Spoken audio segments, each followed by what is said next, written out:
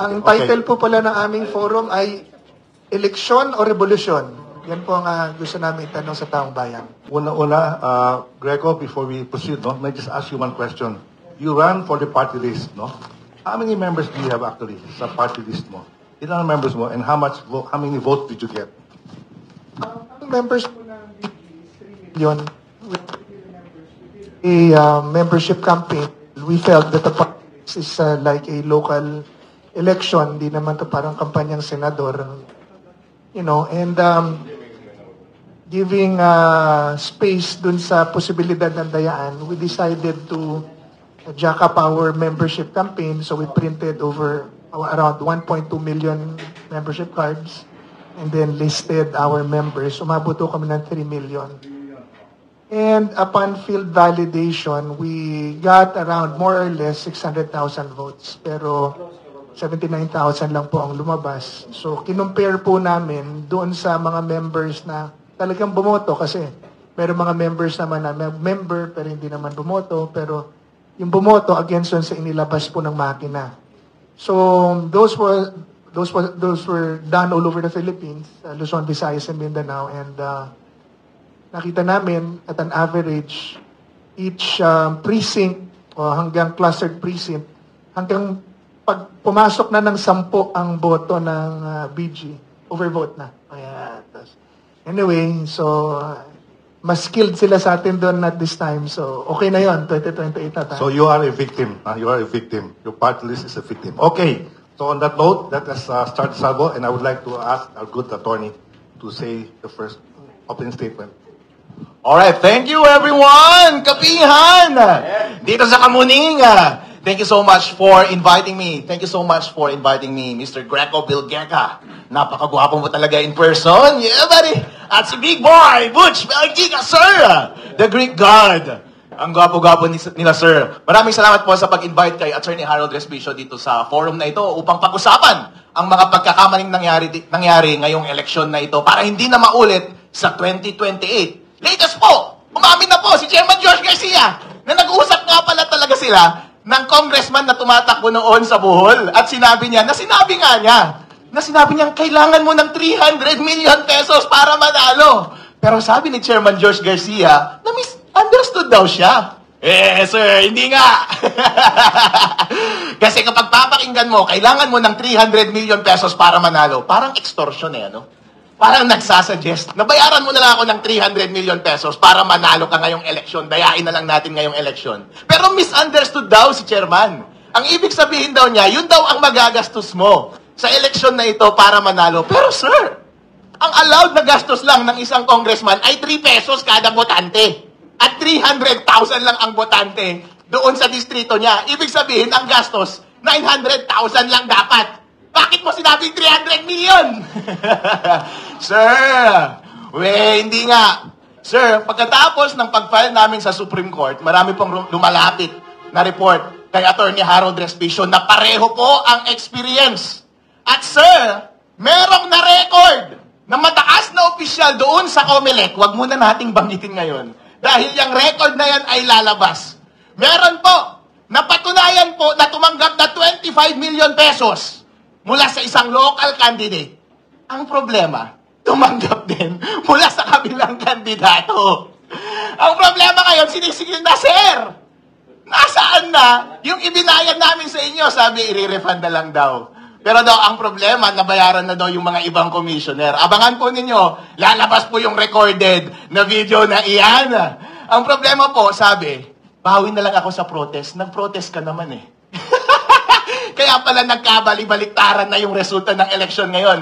May nanalo, nakasingil na yung nagbayad, pero babalik ta rin sa huli para mabayaran din yung kabila. Wow! Mga taga-COMELEC, ano ba naman yan, sirs? Ngayon po, pinag-uusapan po natin ang mga pagkakamaling nangyari ngayong eleksyon na ito. Kung titignan po natin itong context na ito, mga aligasyon na pambabayad sa COMELEC, at dun sa obserba mismo dun sa ground, na irregularity sa pagpapatakbo ng eleksyon, everything comes together. Ang una pong obserbasyon ay yung maling paggamit ng software. Ang sabi po ng batas, ang software na dapat tatakbo sa makina ay yun ang ma-audit. Pero iba po yung inilagay sa makina. Kapag iba na po ang version, At iba na po ang hash ng software na yon. Iba na po yung nandun sa loob ng makina. Chairman George Garcia, tanong ko po sa inyo, nandun ba sa loob ng software yung daya? Ipakita mo na lang kaya yung software, i-open source mo at kami ang mag-aral, makita natin kung ano ang nasa loob nun. Ang isa po pong pagkakamali na naobserbahan ay yung transmission.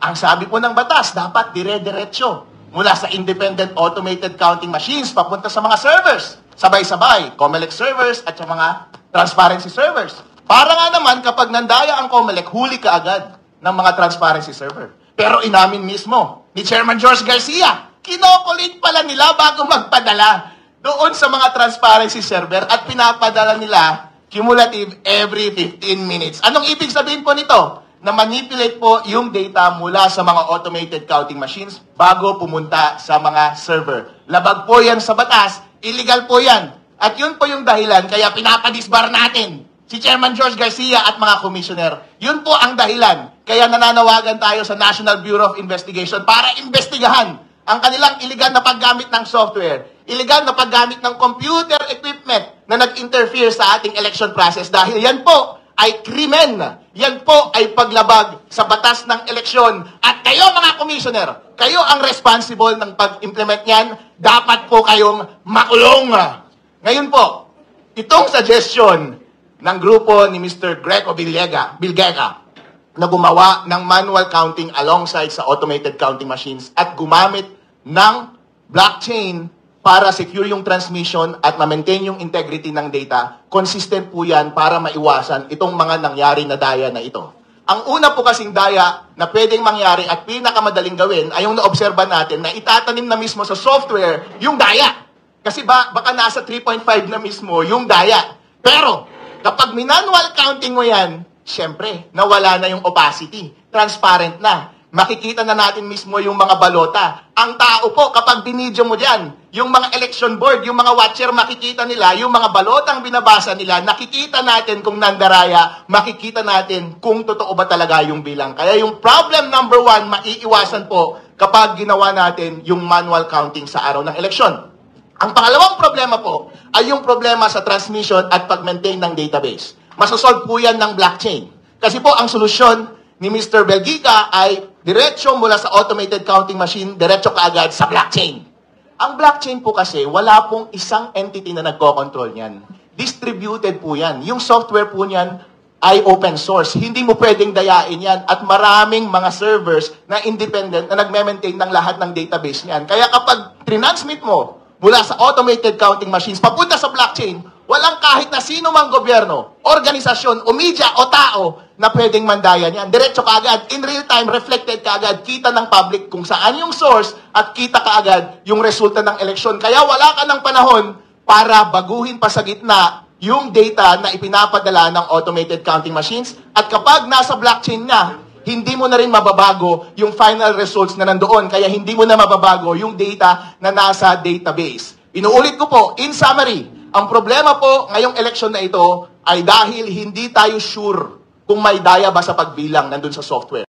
Hindi tayo sure kung may daya ba sa pag-transmit dahil inistorbo nila yung data mula sa source automated counting machine papunta sa mga servers. So pwede nilang i-manipulate sa gitna. Number 3, kapag nandun na sa mga servers, may mga database yun, pwede mo pa rin baguhin kahit nandun na sila sa loob. Lahat po yan maiiwasan dahil yung software ay mabe-verify natin through manual counting, yung transmission at database ay maproprotektahan natin dahil po ang isang blockchain ay immutable yung transmission, immutable yung database, hindi po yan mababago. Kaya po, kapag natupad ang suggestion ni Mr. Greco Bilgega na ayusin ang ating eleksyon sa susunod sa pamamagitan ng paggamit ng parallel manual counting in addition doon sa automated counting ng ating boto at paggamit ng blockchain, hindi na po mauulit yung mga daya ngayon. Kaya Chairman George Garcia at mga commissioner, alis na kayo dyan. Ilagay na natin itong mga idea ni Mr. Greco Bilgega at gawin natin sa 2028 para lahat po tayo ay masaya at lahat po ng ibinoto natin ay siyang totoong mauupo, mapoproklama at mamumuno sa atin. Maraming salamat, Attorney. Parang showbiz, no? Parang showbiz. No, but really, seriously, that is a very serious allegation. Okay? So on that note, I'll just ask a question now before we call the others. May possibility ba na mabilang ulit at malaman kung sino talaga nanalo for the next, at least within the next 3 years, may makakaupo pa rin? Pangalawa, ano kaya magagawa ng bagong kongreso, the new Congress, the 20th Congress, with regard to this? Yun lang po.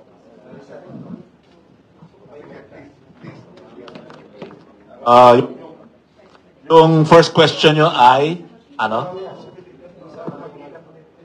Yes. Sinabi, 3 days ago, sinabi ni Commissioner Ray Bulay, dinilit na daw yung files. O di i-delete na lang, i-delete. Pero may backup yun. Hindi totoo yun. Under the law, 6 months from elections, from May 12, magbilang kayo ng 6 months, hindi dapat dinidelete yun. Yung iba doon na-transmit na eh. And under the law, isa sa mga recipient ng transmission ay kapisanan ng mga broadcaster ng Pilipinas. Siguro may member dito ng KPP. So, hindi nyo kailangan humingi o mag-ask permission sa COMELEC na bumitaw sa non-disclosure agreement. Kasi yung mga watchdogs like PPCRV na AMFREL, nakapirma sila sa non-disclosure agreement. Yung PPCRV na AMFREL, hindi naman nakasulat sa batas yan eh. Ang nakasulat sa batas, Republic Act 9369, isa sa mga recipient ay KBP. So that data transmitted to the KBP belongs to KBP. That's by law. Nakasulat doon. Kahit nakapirma sila sa non-disclosure agreement. Karapatan din yun. Alampagin nyo yung KBP. That's yours. That data is yours. Nasend na yun. So, early transmission yun. Hindi kasama sa mga sa mga na-alter. Actually, 5 times na alter yung transmissions from 7 o'clock of May 12 until nung yung ating whistleblower dito na si ating bagong bayani, si Harold, idol ko to, alam mo. May 1 minute extension lang to your question. Yung sinasabing tinatamper yung software from version 3.4 to 3.5, ginagawa na nung araw ng Smartmatic yun. Kahit na nung 2013 elections, wherein senatorial candidate ito si Greco, one of the victims. 2013 pa nabibiktima ito eh. So that answers the question. Pwede yung data na yun is still very much alive and we can still pursue that data. The second question is, anong magagawa ng Congress? Unang-una, sa topic natin ngayon, election and revolution, magkakaroon ng election doon eh. Habang nagre-revolution tayo, magkakaroon sila ng election doon for the speaker. Right now, just yesterday, nagkakagulo na eh. Kung sa pagpili ng speaker, crucial yun. Tapos, yung electoral committee, meron sa Kongreso na Committee on Suffrage.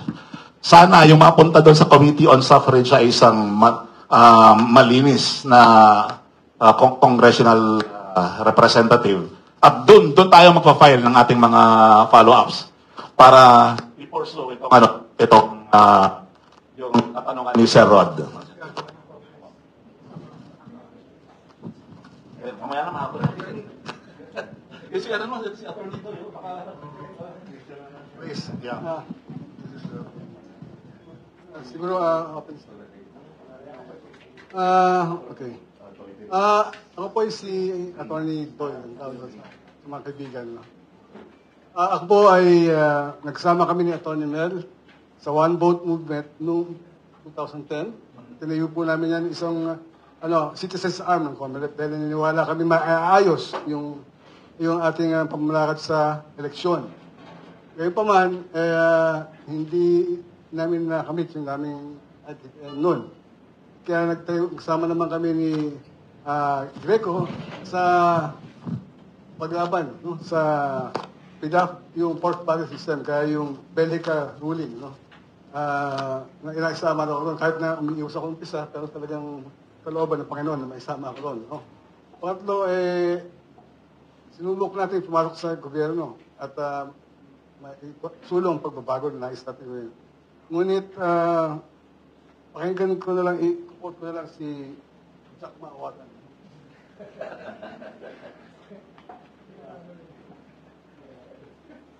Hindi lang po.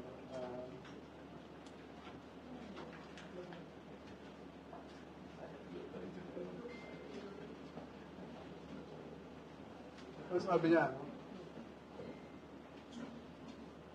Dito sa mundo mapanliglang ang hustisya paano mahamtan. Iyong nailuklok na inaasahan, di ka man lang pakinggan. Agad-agad kang papatawan, ganyan ba ang kalakaran? Tunay na di maintindihan ng iba ang paninindigan, ang batas walang kinikilingan, ay apo di maawatan. Tayong lahat may sinumpaan, sa ligang batas ay ipaglaban, alituntunin ay isa katuparan, dapat sundin ng puso't isipan. Tinupad ayon sa katotohanan ang atas ng buong katapatan. Tunay na di maintindihan, itong mga ibang nahirang, mali na nga pinagpipilitan ay apo, tiyak maawatan. Kapag hindi kayang awitan ang gusto ng maling paraan, mananakot at kakasuhan, kawaning may paninindigan. Itong mga salot sa lipunan dapat malaman ng taong bayan. Tunay na di maintindihan, ba't sila nagkakaganyan? Dahil ba pera-pera lang, ay apo, tiyak maawatan.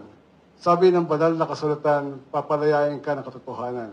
Manalig dahil sa kalaunan, pangalan na kanilang niruyakan, Panginoon, ganap na nilinisan, ito ang dapat panghawakan. Maling gawain ay binabalikan sa taktang araw, huhusgahan. Doon sa apoy na dagat-dagatan, sila naman ngayon ang sasigaw. Tiyak maawatan. So, ang panawagan po, nasabi na kanina ni Chairman Greco, no? Ating balik tanong ang sinasaad sa ating yung ating konstitusyon, no? Doon sa konstitusyon meron tayong yung noong 1896, no? Yung katipunan ng 18th year, meron tinatawag na kartilya kasi batid na ng Andres Bonifacio at sa kanila Emilio Jacinto na ang tanging mga pagpapaisa sa atin bilang isang bayan ay yung ating code of conduct. Ano ba tayo bilang mga Pilipino? Tayo ay nakikipagkapwa, tayo ay bayanihan na ginagawa, no? So yun ang kaya nagkaroon ng kartilya. Pero nangyari noon, no? Ang nangyari noon, pagkatapos nung usbong na yung revolusyon, na isang tabi na yung kartilya, nag-recruit, ano nangyari, no? Alam niyo na, husgahan na to. Yung nangyari sa Tejeros, parang multong pabalik-balik. Ano yung sinasabi ko sa Tejeros na nangyari? Multong pabalik-balik na dahilan kung bakit ngayon andito tayo, dahil sa, yun pa rin ang problema natin, no? Yung nangyari kay Andres Bonifacio noon. Ngayon, noong 1986, meron ng milagro nangyari, no? At meron siguro yung staff nila, pwede pabigay niya lang itong papel, no? Para ma-short na tayo. Ang sinasabi ng ating Code of Conduct, sabi dyan, no? Meron tayong tipanan, bawat mga Pilipino, no? Kasi sabi natin, we the sovereign Filipino people, no? Tapos imploring the aid of Mighty God, Almighty God. Ibig sabihin yung tipan natin, hindi lang para sa atin, kundi pati sa Diyos, no? At ano yun, no? In order to build a just and humane society. Makatarungan ba at makatao ba ang ating lipunan ngayon? Ngayon, and so on and so forth, no? Yung susunod doon, yung tungkol sa demokrasya, no? At, pero meron tayong bawat Pilipino na responsibilidad. Ano yun? Ang mabuhay ayon sa rule of law and a regime of truth, justice, freedom, love, equality, and peace. Sino ba yung truth? Sino ba yung babalik para husgahan ang the living and the dead? Who will free us from the bondage of sin? Sino ba yung love? Sino ba yung turo sa atin ng equality? Sino ba ang Prince of Peace? Hindi ba si Kristo, si Christ? Kaya, regime of Christ and rule of law. Yan ang code of conduct natin. Regime of Christ, ROC, and rule of law, ROL. Rock and roll tayo ngayon. So, yun lang po. Maraming salamat. Thank you very much. Thank you very much. Okay, can we hear from the others, please? Gentlemen, please. Can we hear your piece?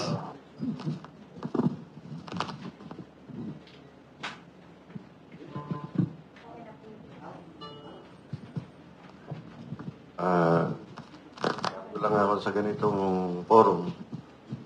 Although, maybe, sabi nila, magkakaroon ka ng bias dyan pag sumama ka dyan. Pero ang forum na to ay neutral. Wala tayong pinaglalaban dito. Ang problema lang, sa panahon ngayon, pag sumali, ang mga retired o may active man na sumali man lang sa forum, ang feedback agad ay inciting to rebellion. Ano yung We are here, I am retired already in 2011. We are here to see to it that the truth is being fought for. Pinaglalaban natin ang katotohanan. So, paano natin malalaman ng ano yung mga katotohanan? Pinag-aralan. Elementary pa lang tayo, tinuturoan na tayo na pag nagsinungaling ka, either you are suspended or dismissed from school. So, ibig sabihin, masama yung nagsisinungaling. So, ngayon, sa panahon ngayon, ay marami na tayong nakikita, matalino man o hindi. Alam natin kung sino yung nagsisinungaling. Diba? Nakikita natin sa panahon, nakikita natin sa mga sinasabi nila na nagsisinungaling sila. So, we go to the election period. Sabi ni Chairman, tungkol sa election, nakikita ko yung team ng forum, eleksyon o revolusyon. Sabi ko, masama na naman ang iisipin ng mga pulis nito. Nakarinig lang ng revolusyon, tagirgir na kaagad. Kung hindi nyo alam kung ano ibig sabihin ng tagirgir sa military, pag sa bakbakan, nagtatago lang, tagirgir na agad, o di kaya nagiging excited. Ganun ang term sa tagirgir sa labanan. So, nakabasa lang ng revolusyon, tapos may military pa na involved sa forum. Sasabihin na naman nila, inciting to sedition, inciting to rebellion. Ano kayo? Matalino? Diba? So, hindi, ang ibig sabihin ng tema natin is dapat maipaglaban natin ang tunay na demokrasya through the election. Kasi ang karamihan sa mga tao nakikinig at nakikita sa panahon ngayon ay marami naman maririnig natin sa kanto, sa mga kalye. Gusto nila revolusyon na kaagad. Ano kayo? Sinuswerte? Hindi nga kayo nakatikim ng bakbakan na tunay. Masasabi kong bakbakan na tunay is my experience 128 encounters. So, hindi po solusyon ang revolusyon. Ang hinahanap natin na solusyon ng bayan ay tunay na eleksyon. Nakita naman natin na nakaraang eleksyon ay maraming mali na napupuna ang mga tao. Ang problema lang, ito naman ang mga nasa gobyerno, ang sasabihin lang nila, hayaan mo sila mag-file ng case. Abutin naman ng 3 taon yan So, tapos na yung term natin, wala na, kahit na magkaso pa tayo, nagawa na natin yung dapat natin gawin. Ang lalakas ng loob, di ba? Pero mag-file kayo ng case, even ordinary cases, tumatagal ng 1 to 2 years. Even sa Supreme Court, pero our experience, tumatagal ng more than 1 year. Mag-iisip ka lang ng importanteng pag-iisipan sa kaso, aabutin kayo ng matagal. Ano kayo? Di ba nag-aaral kayo na magiging matalino? So, titignan natin. Sa panahon ngayon, because I was invited to make an analysis of the situation. Sa intelligence kasi, may tinatawag kami na analysis of the national security situation. So, ibig sabihin, anong nangyayari sa bayan natin? So, yan ang trabaho ng intelligence. By the way, 23 years din ako sa intelligence service. So, wala naman sigurong makapag-kontra sa sasabihin ko. So, yung analysis natin sa mga nangyayari ngayon, kung titingnan natin yung current, yung sinasabi ko, wag na natin daanon yung nakaraan kasi marami naman talagang nangyayari ng nakaraan. Ang nangyayari ngayon, parang may preparation Di ba? Marami ng senator, tsaka congressman nagsasabi tungkol sa 2028. Ibig sabihin noon, merong naghahanda para sa eleksyon sa 2028.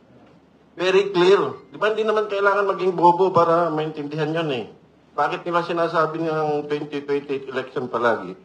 May naghahanda at merong kumukontra doon sa mga naghahanda. That's the truth. Sino makapag-deny niyan? So, paano ihahanda? Actually, when we do elections, national elections, ang preparation for presidential election is not less than 2 years. 2025 na tayo ngayon.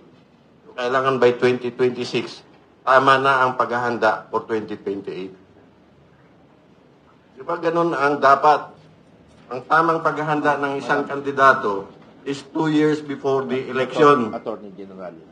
Kung midterm election o local election, maybe less than 2 years. Pero ang iba kasi 2025 pa lang parang naghahanda na eh.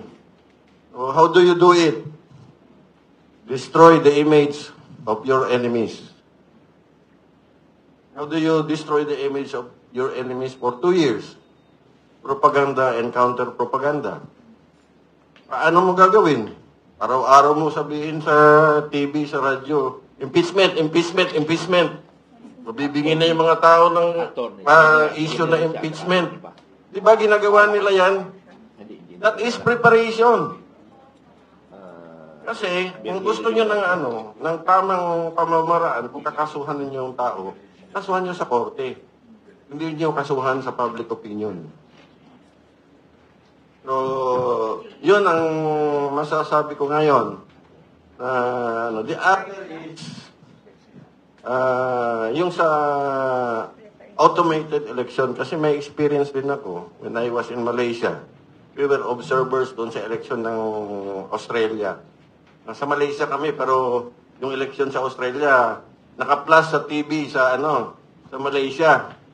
So, lahat ng bumoboto sa Malaysia, sa Australia, naka-plus sa TV sa Malaysia, yung counting. Every time you vote through the ATM, ang voting sa Australia is through the ATM. Pag nabumoto ka sa kandidato mo, automatic makikita mo na +1, +1, +1, +1. So makikita mo sa screen ang bilang ng mga bumoboto. So, sana, kung magagawa natin yung ganun, mas maganda.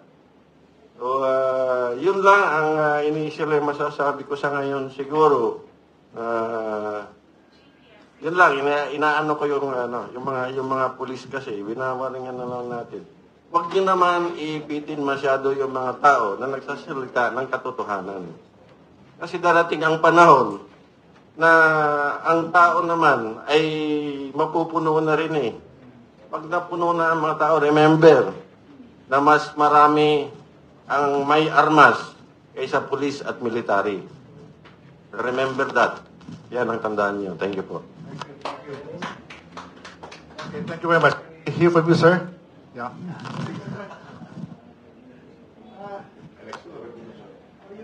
Yung sinabi ni General Capon, di ko ganun yung sa revolution. Yung ngayon, iba yung tinapon. Okay. Chairman Garcia, ang kapal ng mukha mo. Umarap ka sa amin. Ilang beses na kaming humarap sa iyo. Yan sa Intramuros. Para bang wala kang naramdaman. Pero alam ko, narinig mo kami. Kaya George Garcia, pag ikaw pa ang umupo sa 2028, magkasubukan tayo. Subukan lang natin ang tapang mo at tapang ng taong bayan. We are United People's Initiative. Kasama ba tayo doon sa United? Kayo ba ay kasama pala? Hindi, matanong kayo kasi baka sigaw ka ng sigaw dito, ako lang palang People's Initiative na ako lang nag-iisa. Pag sinabing People's Initiative, tayong lahat, di ba? Tama hindi? Tama hindi? Okay, tama. George Garcia, taong bayan, ang kalaban mo. Ang kapal mo. Umarap ka. Sagutin mo ang lahat na mga akusasyon sa'yo, ang mga tanong sa'yo, sagutin mo. Napakawalang iya mo. Hindi mo kami pinapansin. Taong bayan kami, nakikiusap. George Garcia, kami pong mga Pilipino na humihiling ng katahimikan. Ayaw namin ng gulo. Kami ni Sir General Simoy, tapos na kami sa gulo.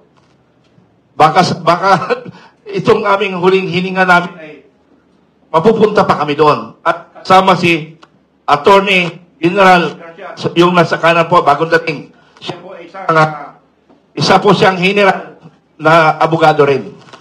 Isa rin siyang biktima. Siya rin siya sa biktima ni George Garcia. Ay, paras pala kayo, no? Magkamag-anak sila ni George Garcia. Pero si Sir na lang mamaya magpapaliwanag yan, ano? Si Sir na lang papaliwanag. Ako, ang ini-discuss ko na lang, yung kapal ng mukha ni George Garcia. Kasi pag nagpaliwanag pa ako, baka bukas tayo matatapos kasi lahat magpapaliwanag sila, di ba? So ang akin na lang sasabihin dito, Attorney George Garcia, ang kapal ng mukha mo talaga. Ayaw mo kaming harapin. Harapin mo kami. Kung tunay kang Pilipino, harapin mo kami. Kami ay humihiling ng tamang kasagutan. Ang problema sa'yo, may nakatutok na kutsilyo yata sa likod mo eh. Kaya hindi ka yata makapagsalita. Eh, yun lang ang aking akala, ha? Pero nakikiusap ako, Attorney Garcia. Sana lahat ng mga kahilingan ng taong bayan, ng Pilipino, sagutin mo, harapin mo. Huwag kang matakot. Kasi kung hindi mo harapin yan, pag ang Pilipino nagalit, sinisigurado ko, may kalalagyan ka. Pero kinurit ninyo, sir, yung revolusyon na. Revolusyon tayo! Di ba?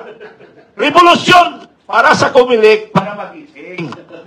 Hirap naman sa inyo, puro natakot tayo sa revolusyon. Bakit? Ang revolusyon ba ay ibig sabihin, makipagpatayan tayo lahat? Yun bang ibig sabihin nun? Hindi. Revolusyon sa Comelec na dapat mag-isip sila, sagutin nila yung mga katanungan natin. Yun ang point namin. Kasi, nahirap. Lagi na lang panakot yung batas. Yung batas, tinatarantado nyo ang batas. President Marcos, tinarantado mo ang batas, pero kami, tinatarantado nyo rin kami. Ginagamitan nyo kami ng batas, pero kayo ay hindi sumusunod sa batas ng batas ng Pilipinas. Walang iya kayo. Kayo ang hindi kayo sumusunod sa batas. Ang gusto nyo, batas ninyo, hindi batas ng taong bayan. Yun yung point ko doon. Kaya dapat tayo lahat magising. Ayaw kong tinatarantado ninyo ang Pilipino. Kaya ako nagagalit. Kaya ako bumuo ng Filipino Guerrilla Forces. Para magkaisa tayo, labanan lahat ang tiwali. Ngayon, di ba, may mga pakiramdam tayo na baka masali tayo sa gera. Di ba? Naramdaman natin kung nanonood tayo ng Sokmen o media. May gera. Pero ang bayang Pilipinas, parang walang naramdaman nangyayari sa bansa. Because they are busy for political activities. Sirain ang lahat ng kanyang kalaban. Ganon ang Marcos administration. Napakawalang iya. Ang administrasyon na ito. Mula ako pinanganak 1960. Ang edad ko ngayon ay 65 years old. Ito lang administrasyon ng walang hiya. Bakit ko nasabi yun? Tagal ko nagsubaybay eh. Yung ama niya. Sinuportahan ko yan. Yung election, 2022. 6 million more or less ang naitulong kong boto sa kanila. According to my ground commanders, sir, more or less 6 million kami na tumulong. At kami ay nangangampanya magkasama kami ni General Simoy. Pero winalang iya kami. Kaya ako, nung pumasok na 2024, dahan-dahan na ako nagsalita laban sa Marcos administration. Laban sa Marcos administration. Kaya, mga kababayan ko, in regards to yung napipintong giyera, para makasubaybay lang kayo sa mangyayaring gagawin ninyo kung sakaling mapalaban tayo ng giyera, may lecture po ako, training, online. Panoorin nyo na lang po sa YouTube ko, Makabayan Informative Channel. Nandoon yung lecture ko kung anong gagawin natin in case of war. Mayroon akong 3 kuweba diyan sa parte ng Rizal. They can accommodate more or less 3 million Pilipino. Kaya pag sakaling nagsunod-sunod na patakan dito, pumunta na kayo, hanapin nyo ako. Pero panoorin nyo lang sa Makabayan Informative Channel and my channel sa Northern Luzon Command ko, yung commander ko sa Northern Luzon, ay mayroon rin silang YouTube, Pinoy Insight. Maraming salamat sa lahat ng mga Pilipinong nagmamahal. Okay, thank you po. Thank you very much. Thank you very much. General, lahat tayo, salamat Panginoon, we have freedom of speech. And you can call anybody an SOB as long as you can prove it. Okay? Anyway, before that, may I ask our latecomer to say his piece. Magandang umaga po sa inyong lahat. Ako po si Attorney Virgil Garcia. Ako po yung isa sa complainant against Speaker Romualdez for yung complaint namin na falsification of of legislative documents. Ako din po yung nag-file ng petition for disqualification sa mga Tulfo. On 3 grounds. Hindi naman po siguro sub judice na sabihin ko lang yung grounds na ano yung aking bakit ko sila pinapadisqualify. Sabi ko, under the Constitution, bawal ang political dynasty. Of course, kailangan ng definition. Pero sabi ko, pag-arapalan na, baka naman pwedeng hindi na natin antayin ng definition. Kasi halimbawa na lang, sabi ko, merong ginagahasa sa harap mo, hindi defined as a crime, hindi mo ba pwedeng awatin? So parang ganon. I stated na vulgar, blatant violation of the Constitution, which was ratified by the people. It's a test case, so we will find out whether the Supreme Court will agree with me or not. The other 2 issues I raised is yung natural-born status ng mga Tulfo. I am saying that they are no longer natural-born Filipinos, which is a requirement for constitutional offices, which is the President, the Vice President, Senator, and mga representative sa mababang kapulungan sa Kamara. And it is incumbent upon them, that the burden is on them to prove that they still possess the status of a natural-born Filipino because it is a constitutional requirement. Such being the case, sila dapat ang mag-prove sa COMELEC na sila ay natural-born Filipinos pa. The last item I raised, it has relation to the case na decision ng Supreme Court sa kaso ni Grace po, where the Supreme Court, by a vote of 7 affirmative votes lang, voted to strip the COMELEC of their constitutional jurisdiction to pre-screen candidates. Kaya kung mapapansin po ninyo, yung ating mga certificate of candidacy, wala pong nationality, walang citizenship. And so, anybody can just file. And then, if you win, that's the only time, sabi ng Supreme Court sa case ni Grace po, that's the only time that you can contest the citizenship of the winning candidate in an electoral protest through a co-warranto proceeding. Hindi po ganun yung, hindi po ganun yung sinasabi sa ating saligang batas. Any contest relating to election, meron pong jurisdiction ang COMELEC before the election happens. So, pwedeng mag-disqualify ng candidate kung hindi ka natural-born Filipino or if a Filipino citizen in the case of governor or other offices. So, mahaba po yung pagpapakilala ko. Magandang umaga po sa inyong lahat. Thank you very much. Okay, before I ask the media for questions, I just want to bring out 2 items, gentlemen. Number 1, the last election saw the Duterte party garnering more seats. Is there a possibility that this will change the picture? Pangalawang question, and this is my last question. Sir, would there be a foreign power involved in this problem of ours? Meron kaya nagmamanipulate sa atin? Yun po ang tanong ko. Then before that, I'll ask the media.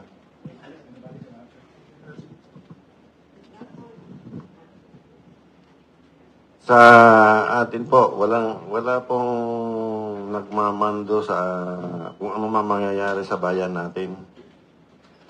We even tried Of course, we tried doon sa bagong nanalo si President Trump.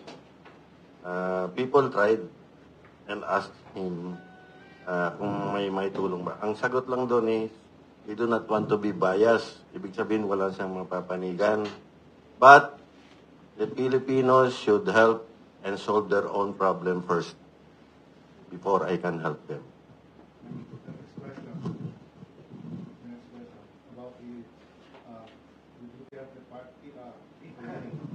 Ayong sa Duterte, ang kasi yung plano nakikita naman natin sa resulta, although maraming question. Kung titingnan natin yung celebration sa birthday ni President Duterte, former President Duterte, yun ang bumoto sa mga kandidato niya eh. Pero speculation pa lang yun. But it is being shown to the public na this is our voting population. Very clear naman yung indicator na yun eh. So, nadagdagan yun noon may mga endorsement.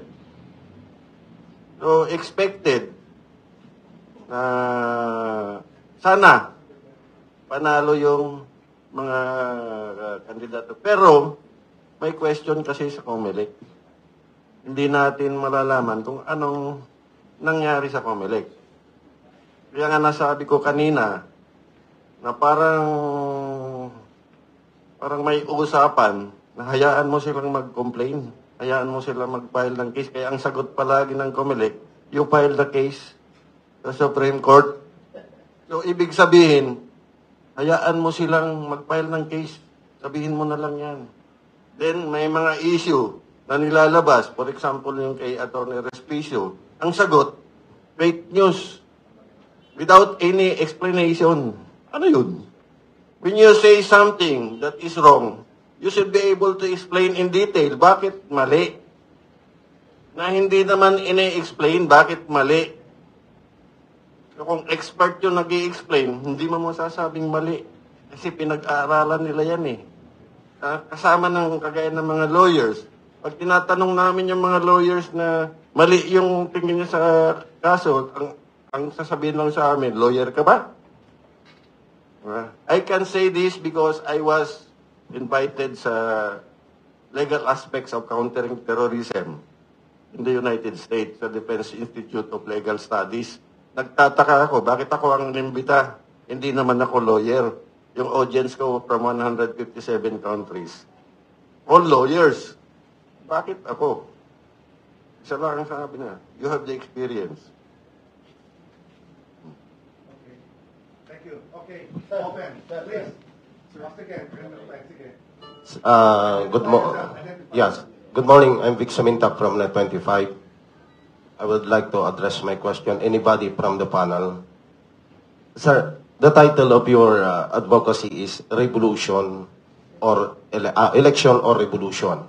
Election, we know, through ballot. Revolution, there are two sides of the coin. It's either armed struggle or peaceful revolution like what happened to EDSA 1 and 2. My question is, are you insinuating to call for another EDSA regarding what is happening in our country? Anybody from the panel? Nabanggit ko na po kanina, na pagbase sa ating preamble, meron tayong Code of Conduct, yung regime of truth, justice, freedom, love, equality, and peace. Nang ibig sabihin lang nun is regime of Christ at saka yung rule of law. Na bawat Pilipino dapat siya pinamumuhay. Kaya ang minumungkahin namin na eleksyon ay mamili kayo ngayon. Tayo ba ay tutugon doon sa ating Code of Conduct o piliin nyo na patuloy natin ipamuhay yung uri na pumuhay natin ngayon. No? Walang pagbabago. At ang revolusyon na aming paanyaya sa inyo ay revolution from within. Ibig sabihin, spiritual revolution. Yung pagbabago ay mag-umpisa sa bawat isa sa atin. No? Nakikita natin lahat ang problema, pero ang problema, pag turo natin na kayo ang problema, nakaturo ang tatlong daliri sa atin. Unahin natin yung sa ating sarili, siyasatin natin, yun ang revolusyon na aming ibang kahit. Kaya makibaka, huwag matakot, manampalataya, at sumama. Sama-sama tayong lumaban. Eleksyon para sa revolusyon, aksyon ng solusyon. Handa na ba kayong lahat? Ang himig natin ang inyong awitin. Upang tayo magsama-sama sa langit ng pag-asa. Rock and roll, take over stage. Okay. Thank you very much. Sir, okay. Kaya nga, nabasa ko yung nakasulat eleksyon na revolution. Kaya kami nandito, as I explained earlier, ayaw kasi namin ng gulo. Kaya paglalaban na lang natin na matutuloy yung eleksyon sa 2028, yung sa tamang pamamaraan. Kaya nga, it's a choice eh. Kaya nakalagay kasi doon. Kasi ito, nanggagaling sa salitang kanto kasi itong eleksyon o revolution eh. Ang sabi ng mga tao eh, sir, dapat magano na kayo. Nangyayari ito during the time of ERAP. Maraming nagko-convince sa armed forces. Eh nakikita naman siguro ng armed forces noon na mali-mali na yung nangyayari sa bayan. Kaya ang tumayo si General Enrile. General Reyes, I mean. Ang problema naman ay nagkaroon naman siya ng kasong korupsyon. Di ba yun ang nasa istorya? Magre-retire na ako noon eh. Tsaka wala ako dito sa bansa kaya hindi ako naka-ano. So, although hindi totoo yung mga sinasabi tungkol sa kanya, I know because I was special staff of General Reyes before I went to Malaysia. So, kilala ko yung mga chief of staff nung araw. So, sa ngayon, naririnig natin, karamihan sa, lalo na yung mga yung mga nasa barangay, yung mga medyo hindi nakapag-aral na mabuti.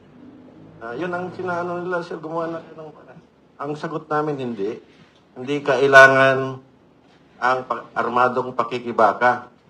Kaya nga natin nilabanan yung Communist Party of the Philippines dahil yun ang gusto nila eh, armadong pakikibaka. Hindi kailangan yun. So, kaya yun sa tanong mo, hindi kailangan yung armadong pakikibaka. Ang kailangan natin, armado ng katalinuhan ang mga tao natin. So, kailangan natin ng information. Okay, thank you, sir. So, with the... Okay. Okay, sir. Sadali lang, paiksi lang. Gusto ko lang itanim sa kaisipan ng bawat Pilipino, kagabi ay napag-usapan namin ng team ng Filipino Guerrilla Forces na itong kataga na ito ay hindi dapat natin makalimutan at yun ang kasagutan ng mga tanong niya kanina. Kahapon, nandun kami sa press conference rin sa Quezon City Circle in regards naman doon sa Tambalos resign. Nandoon kami. Ngayon, gusto kong napag-isipan ko na, pero nababanggit ko na rin ito, pero gusto kong itanim sa kaisipan ng bawat Pilipino, lahat tayo nag-elementary, di ba? Yung panunumpa sa watawat. Yung panunumpa sa watawat, may nakasaad doon na tayo ay may obligasyong tingnan ang ating bansang Pilipinas. So, pag hindi tayo nakialam sa nangyari sa ating bansa, parang hindi mo natutuhan yung panunumpa sa watawat. So, sa akin lahat ng vlog ko, ang prayer ko doon, lagi yung panunumpa sa watawat. Itong ginagawa natin ngayon, ito ay yung sinusumpa natin sa watawat na dapat pakialaman natin ang ating bansa para mapunta sa mabuting Pilipinas. Yun lang po. Okay. Sir Cornejo, will you please allow me to propound another two questions? The one question is addressed to Chairman Greco Belica. Sir, you have the video presentation regarding on your advocacy to we should have the hybrid election in 2028. We know by the facts that every election since 1998, after the passage of Republic Act 8436, and amended by Republic Act 9369, authorizing the COMELEC to use automated system in our national elections. My question is, this is guaranteed by legislation. In the coming 20th Congress, what action you will do? Are you going to ask Congress to amend Republic Act 9369? Definitely, sir. Iyan na po ang ginagawa natin ngayon. No? So, nananawagan na po tayo ngayon for the amendment of such. And our legal team is also talking about filing cases in the Supreme Court questioning the constitutionality of a fully automated election because, as we see, it robs us of transparency and integrity and credibility of the election, which is essential to an election. To Congress, ito na po ang ating panawagan dahil sila naman po ang nandyan. We will try to reach out even to the Speaker, diba? To all, democracy-loving Filipinos na, work on, sino ba gusto madaya?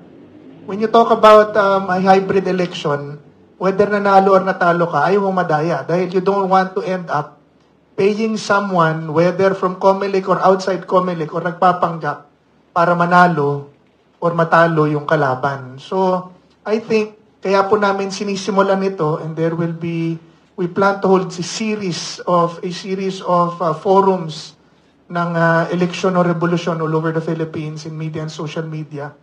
Dahil, in connection, gusto ko nating ilatag ang tanong na yan sa tao.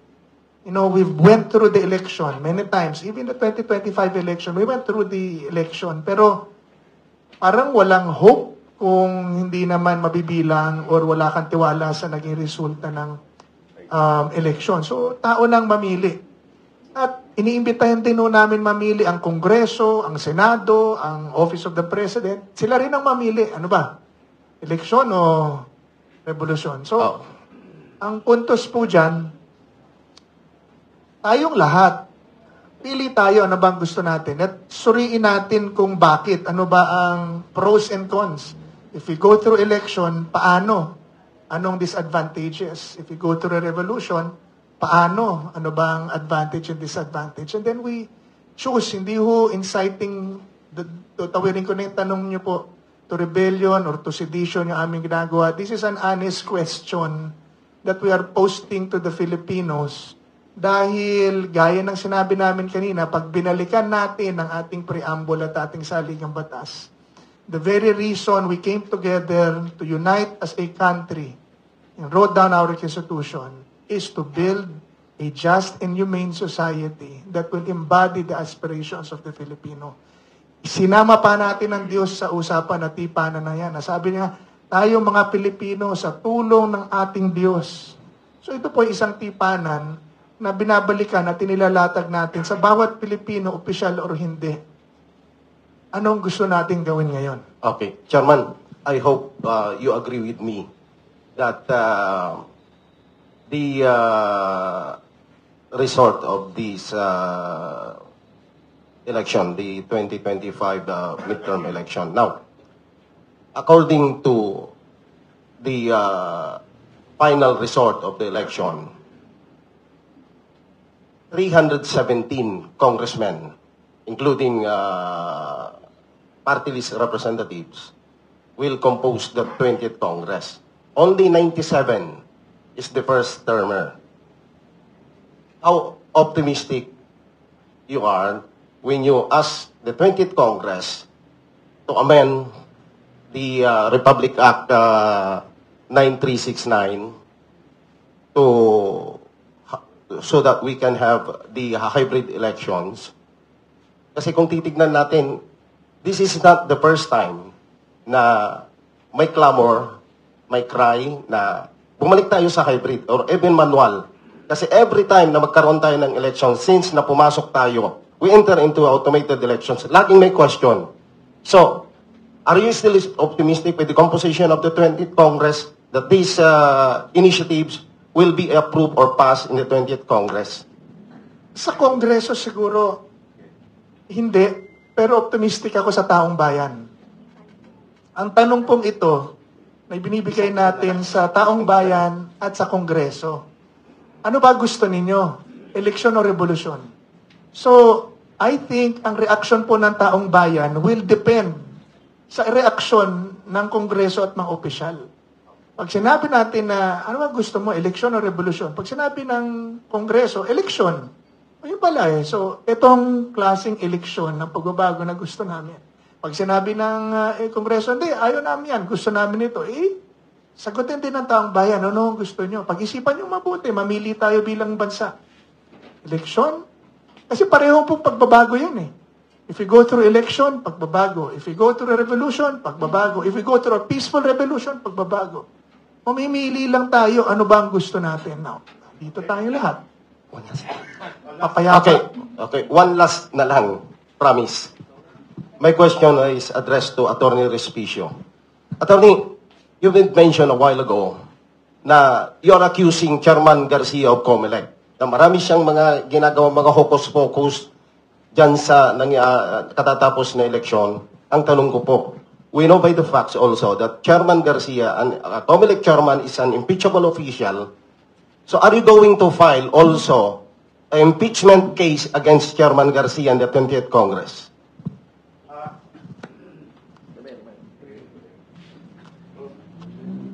Ang impeachment po ay ini-initiate ng isang miyembro ng Kongreso.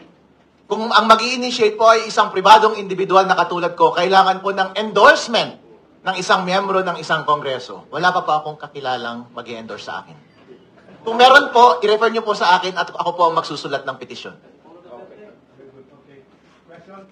Yes, sir. Jason po ng SMNI News. Sir, first question po, para lang natin yung natin, sir. For 2028 elections, for Sir Greco and kay Attorney Harold and sa other resource persons natin, may pangamba po ba tayo na baka muling mangyari ang naganap po ng 2025 elections at ano po ba ang dapat gawin para matiyak na hindi po ito maulit? And meron pa po bang pag-asa na may pagbabago sa 2028 elections under the Marcos administration? First of all, ano yung unang tanong ko yan? Anong unang tanong po? If may pangamba tayo, sir, na baka maulit yung nangyari. Yeah, definitely. That's why we are here talking about a hybrid blockchain system of election for 2028 para hindi na ho mangyari yung nangyari today. Ibig sabihin, transparent and mas credible. Nakikita kasi nating lahat at nasusubaybayan ng transmission ng boto. Sa presinto, nakikita na natin, ang mga watchers natin, ito talaga ang boto. Kaya pag i-transmit, alam natin na kung tama or mali yung i-transmit. What is 1 day or additional 2 days for a credible and transparent election? That is nothing. Meron namang kapayapaan at kasiguraduhan ng bawat isa na nabilang ang boto nila. So I think that is a very wise road to take for the Philippines. Kaya sa kada eleksyon may nagreklamo, di naman yan ang boto namin, Kaya pagka malinaw, walang problema. Number 1. Number 2, sir, ano po? Paano po natin matitiyak na yan po ay magagawa yung hybrid and may pag-asa ba under the Marcos administration na yan po ay mangyayari? Well, kailangan walang katiyakan dahil syempre ito po ay salang-alang sa desisyon, unang-una ng Diyos, pangalawa ng mga opisyal, pangatlo ng tao. Yun nga po ang tanong natin sa Pilipino ngayon eh. Ano ba gusto nyo? Eleksyon o revolusyon? Tanong natin sa mga opisyal, ano ba gusto nyo? And then gawin natin kung anong dapat. Ang sigurado ko po, ipaliliwanag namin ito sa taong bayan para matanong. Si Harold, ang ating mga kasamahan, paliwanag natin ang media, paliwanag natin sa taong bayan para yung mga taong bayan din na mag-isip at manawagan dahil pagka ganito po ang deadlock na ang nasa kapangyarihan is using power that it borrowed against the lender, then we should come together again as a sovereign Filipino people and do what we have to do and call out the truth. Yun lang po natin siya sabi. Wala naman pong masama doon. Third, sir. Yun na, sir, na ano po natin. Salamat. Pero ang realidad on the ground, sir, kasi yung 2025 elections, nakita po natin lahat po ng mga kababayan, especially online, sa social media, active po talaga sila na dapat credible na nanawagan sila na yung transparency.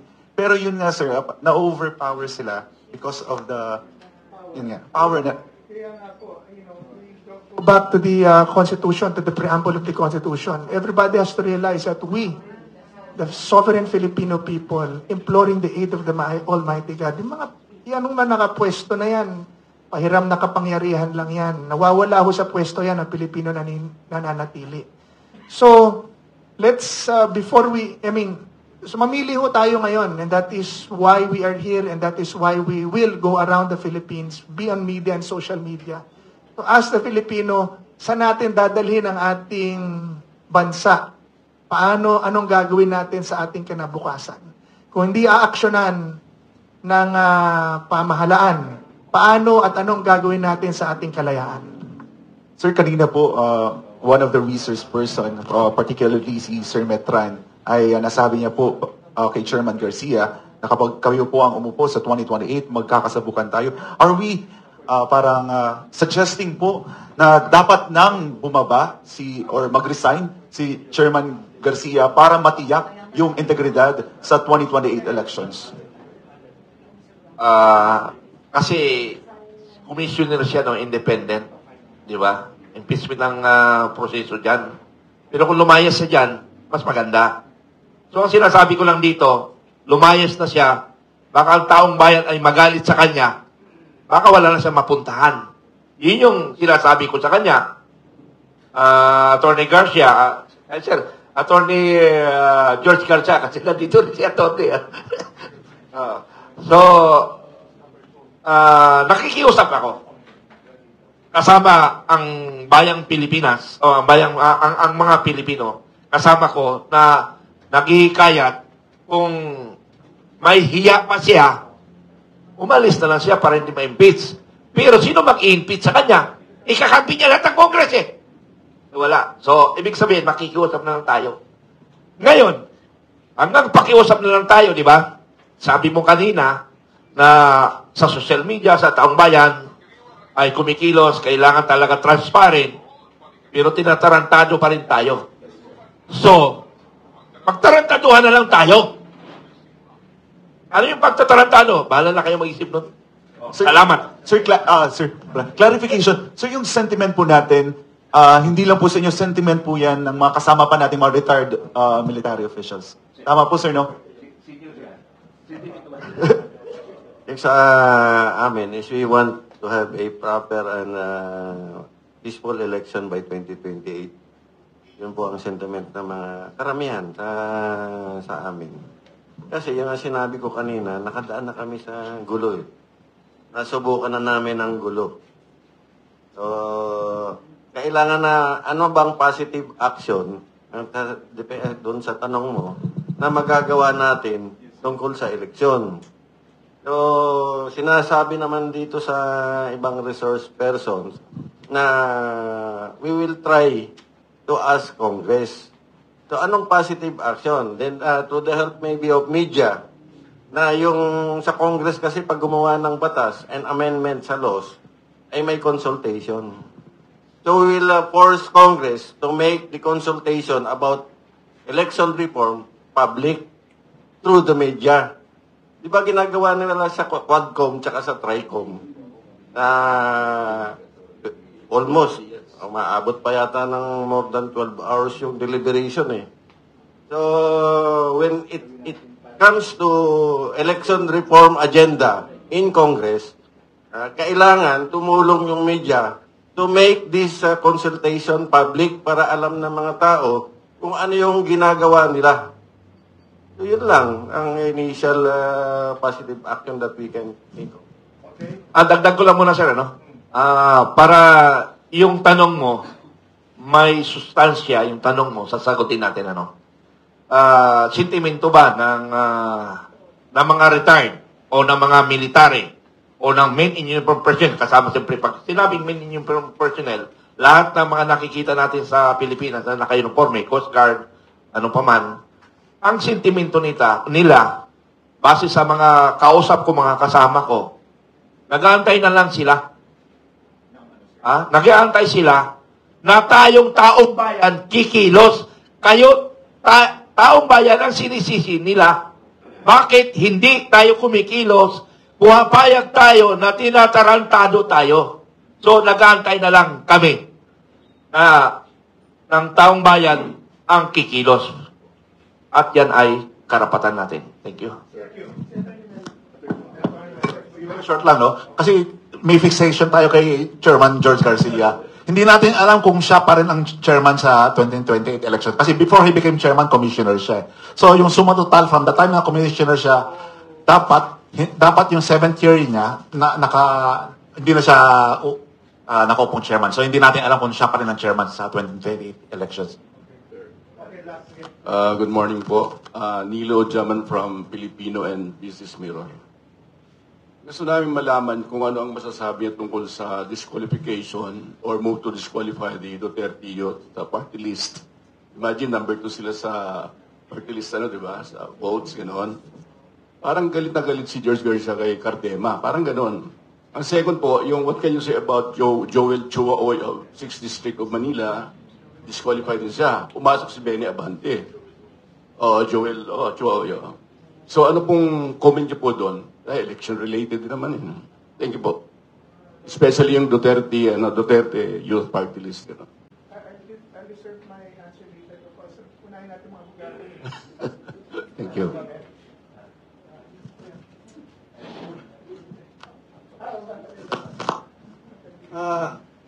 Siguro,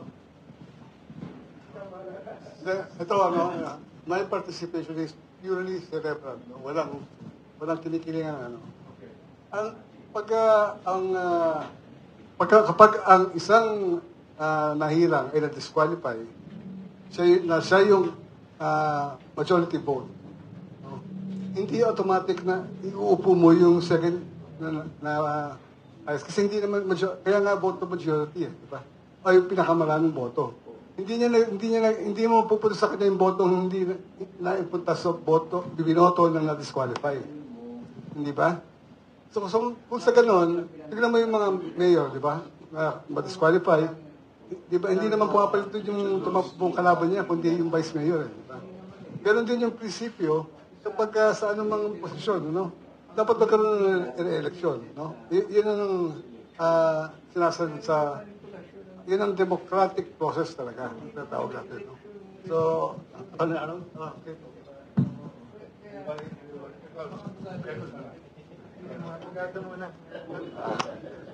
Kung yung ground ng disqualification ng Duterte Youth ay yung nominee nila, sinabi niya Cardema surname niya kahit hindi pa siya kasal kay Mr. Cardema.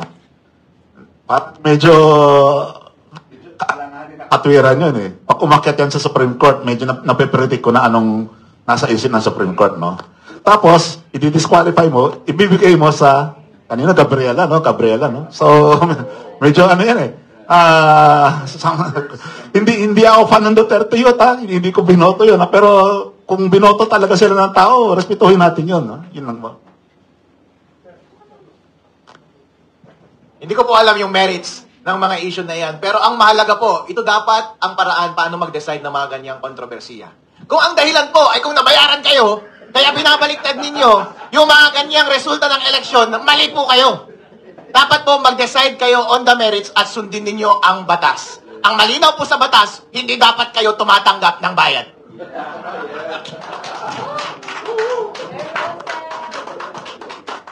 Well, the people have spoken. You know, I don't know the merits of the case.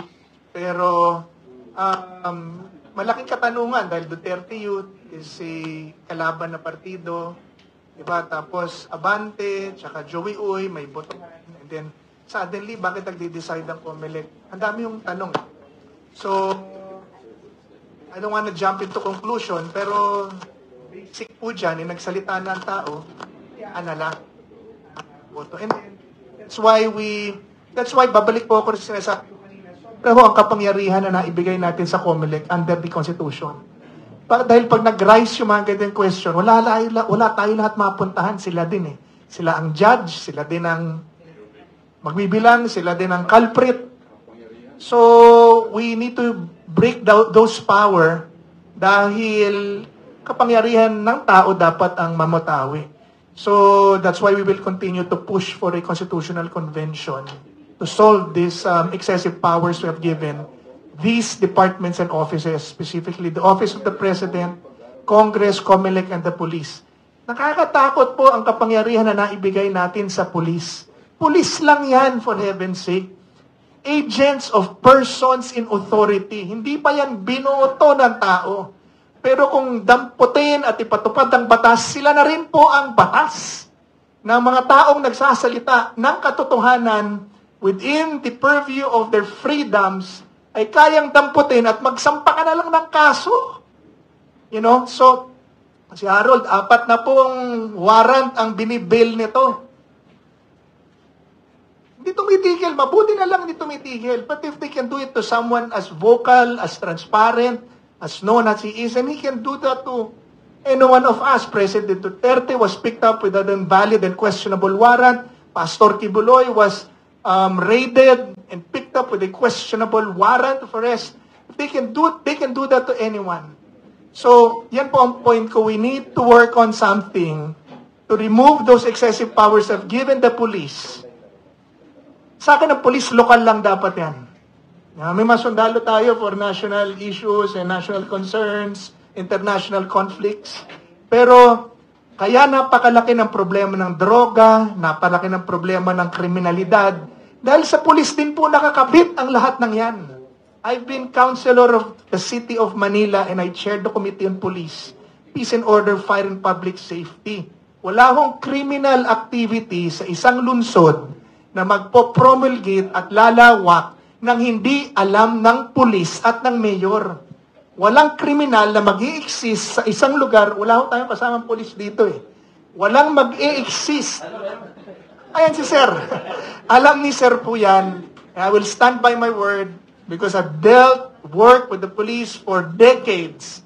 Wala pong kriminal na mag-i-exist sa isang lugar, kahit barangay at syudad na hindi kilala ng pulis. At kung yan pong kriminal na yan, droga, magnanakaw at rapist, kahit ano, mananatili dyan, it is only because the police allows them to stay. Pero pag ang mayor at nag-police nag-decide, walang droga dito, sinabi ng mayor, walang whatever dito, wala po talaga yan. Walang mananatiling kriminal at droga sa isang lugar na hindi pahihintulutan ng mayor at pulis na buhay. Lilipat, mayari Manila, lilipat lang naman ng Pasay, lilipat lang ng Quezon City. Ganun lang po yan eh. So, but then, paano natin pipigilan yan kung ang kapangyarihan na nanguhuli national? So, pag nagluko yung sa taas, tamimi na po lahat ng ground commanders dyan. So, we have to break that power for our own good. Nililiwanagin ko lang po, no? Hindi naman lahat ng polis ganun, no? Ito, personal experience ko. Ito lang, no? Alam niyo ba yung 10 DG na nakakulong ngayon, na under the city? Ako po yung humawak ng kaso dahil kinidnap nga yung kliyente, no? Kinidnap, tapos yung 2 Pilipino ay tinantingan ng baril sa kamukan. At umuusad na, no? At sila ang tumulong sa amin doon, yung IMEG, no? Yung IMEG, sila ang tumulong para makalikom ng ebidensya para karagdagan para maging solid yung kaso laban ito. Ang pwede na siguro yung follow-up namin dahil yung mga ibang private individual na kasama, yung mga katawag na mastermind dito, ay hindi pa na maisunod dahil patuloy pa rin yung ginagawa nila. Hindi lang namin makuha-kuha at may yung iba pang although ano na yung informasyon, no? Meron kami mga request na sa ibang hands na So, hindi po lahat gano'n, no? Kasi nadi-demoralize, nakaka-demoralize naman kung may masama talaga naman. Ayun naman po, no? Okay.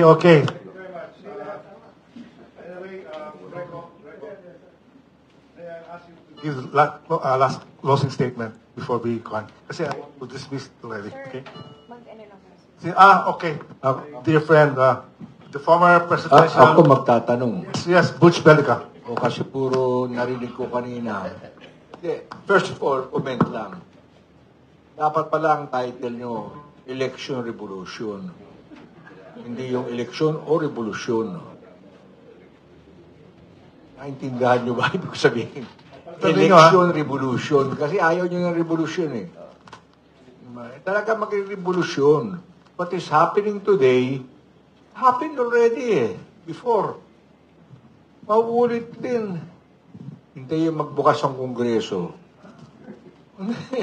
I'm telling you, what is happening today happened already during the time of ERAP. Doon sa Senado nag-umpisa, nagsayaw-sayaw pa si Tessie Ureta. Ito, masasayaw-sayaw siguro si Tambalolos doon sa Kongreso. It will trigger something. Yun lang komentaryo ko. Pero ito ang tanong ko. Ang daming criminal offense and they are not included doon sa election-related. Ang election-related, tungkol sa proseso. Proseso ng eleksyon, electoral process. But that is not included sa immunity. Sa mga sinabi nyo, napakaraming criminal action outside of the process.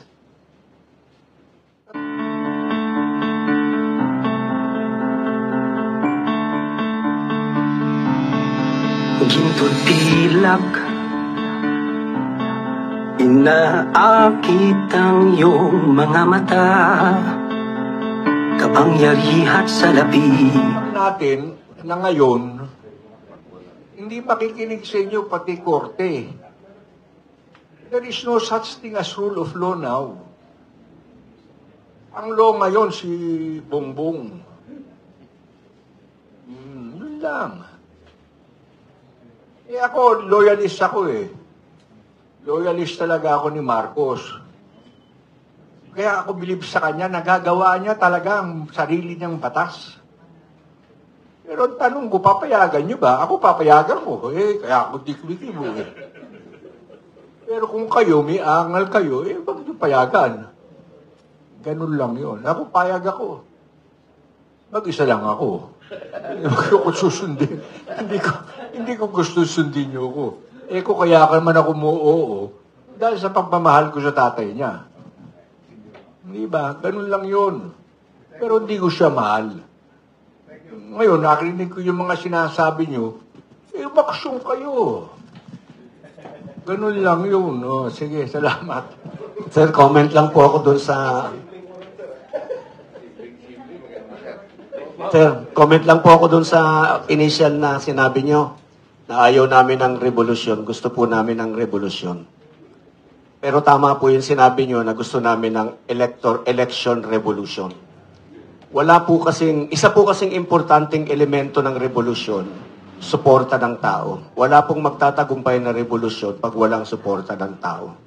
Tama po kayo, we want electoral revolution. We provide the spark. Ang aming buong pag-asa, magtutuloy-tuloy yung fire. Hindi yung putok kami ng putok, walang nangyayari. Gusto lang po naming pukawin yung damdamin ng ating mga kababayan. Gusto namin ng pagbabago sa halalan dahil ito ay isang mahalagang haligi ng ating kalayaan, ng ating demokrasya. Kailangan po nating bantayan para hindi maulit yung mga nangyari nitong nakaraang eleksyon na marami pong violation, pati sa karapatan ng tao, pati sa karapatan ng mga botante. Hindi nila nalaman kung sino-sino ang mga kandidato, ipinagbabawal ang paglagay ng tarpaulin pagka hindi ka nasa administrasyon, ipinagbabawal ang pagkampanya o pakikipag-usap o pag-participate sa electoral process pagka ang sasalihan mo kalaban ng nakaupo. We have to change all this po. Ayaw po namin mangyari ito sa 2028, which is why we're saying we want electoral revolution. Salamat. Okay, I think we have a statement. Okay, last please. Yung sa mga nagda-drive dito, kung titinin nyo yung dashboard, may makikita kayong tachometer. May doon RPM. Ang ibig po sabihin ng revolutions per minute. Kada minuto, thousands of revolutions, no? Hindi natin kailangan maghintay until 2028 election. Dahil ang election, although mukhang once every 3 years, pero meron tayong batas, ang election, every year, there should be 2 elections every year under 397 of the Local Government Code. ang kandidatong tumatakbo doon ay mga proyekto, hindi politiko. Ano po yun? Tuwing barangay assembly, dapat ang trabaho ng barangay pinapakita sa tao, ito ang mga proyekto, pagbotohan nyo. Walang sumusunod, walang sumusunod. Pero tingin ko mayroong isang susunod doon. Tingin ko yung municipality of Reyna Mercedes will be the first in the Philippines to implement. Medyo kalampagin nyo. Ibigyan natin ng deadline, the municipality of Reyna Mercedes, na i-implement yung batas na yun, wherein ang kandidato ay proyekto, hindi politiko. It must be done twice a year, every barangay assembly day, every 4th day of March, and every second Saturday of October. Bigyan natin ng deadline yung ating superstar. Implement it, be the first in the Philippines to implement that. Another point, yung nagsasabing wala nang pag-asa. May question po si Brother Rod Cornejo. Is there foreign power involved?